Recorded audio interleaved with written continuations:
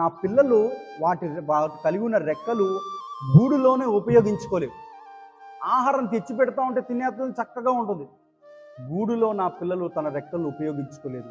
అది ప్రాక్టికల్గా చూపిస్తేనే ఉపయోగపడుతుందని చెప్పేసి ఆ పీచు పదార్థం అంతా తీసేస్తూ ఉంటే పిల్లలకు ముళ్ళు గుచ్చుకుంటూ ఉంటే ఆ పిల్లలు అంటారంట, మా మమ్మీ ఏంటి, మా డాడీ ఏంటి ఇప్పటి వరకు ప్రేమగా చూసుకున్నారు, మంచి ఇల్లు కట్టించారు, మంచి పీచు పదార్థంతో సోఫా రెడీ చేయించారు, చక్కగా హాయిగా మేము ఉంటున్నాం, మా యొద్దకే ఆహారం తీసుకొచ్చి మా నోట్లోనే పెట్టారు.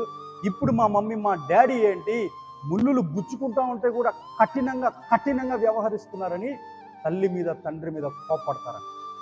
ఆ పక్షిరాణి మీద ఈ పిల్లలు కోపడతాయంట.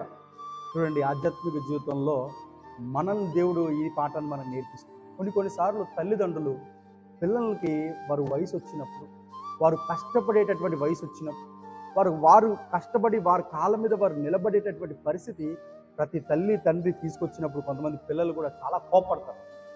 చిన్నప్పటి నుంచి ఏ పని చెప్పలేదు, ఇప్పుడు మా డాడీ ఈ పని చెప్తున్నాడు, ఆ పని చేసుకోవాలి, ఈ పని చెప్తాడు, మా మమ్మీ వంట పని చేయమని చెప్తుంది, అంట్లు తోమని చెప్తుంది, ఆ ఇల్లు ఊడమని చెప్తుంది అని ఆడపిల్లలు అయితే వాళ్ళ మమ్మీ మీద కోపడతారు, మగపిల్లలు అయితే వాళ్ళ డాడీ మీద కోపడతా ఉంటారు. ఆ కోపపడుతున్నారే కానీ అర్థం చేసుకుంటే ఎంత అద్భుతంగా ఉంటుందో జీవితం.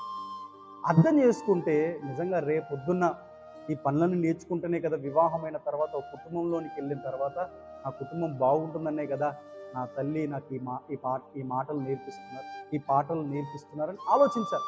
కానీ ఈ రోజుల్లో పిల్లలు డబ్బు తీసుకొచ్చేంత వరకు తల్లిదండ్రులు ఏ లోటు చూసుకుంటుండగా సమస్తము సమకూర్చి పెడుతుంటే మా డాడీయే గ్రేట్, మా మమ్మీయే గ్రేట్ అంటారు.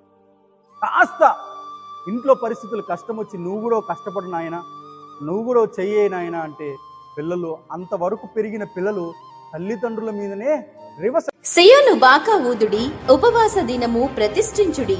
యోవేలు 2:15 ఉపవాస ఉజ్జీవ కూడిక నిర్వహించు తేదీ 2025 జనవరి 23వ తేదీ గురువారం ఉదయం 10 గంటలకు, సాయంత్రం 6 గంటలకు. నిర్వహించు స్థలం అంబేద్కర్ భవన్, వీరమ్మ పార్క్ దగ్గర, భీమవరం. వాక్యోపదేశకులు పాస్టర్ ఏ జాన్ మోజేష్ గారు, Calvary church Bhimavaram. Pastor N John Kennedy గారు, భీమవరం. ప్రత్యేక గ్రీటింగ్స్ పాస్టర్ కస్తూరి అగస్టిన్ గారు, పాస్టర్ జి కుమారమ్మ గారు. మీ సమస్యల కొరకు ప్రత్యేక ప్రార్థనలు చేయబడును. వివరముల కొరకు పాస్టర్ ఎన్ జాన్ కెనడీ గారు, సెల్ నంబర్ 7702292060. అందరూ ఆహ్వానితులే.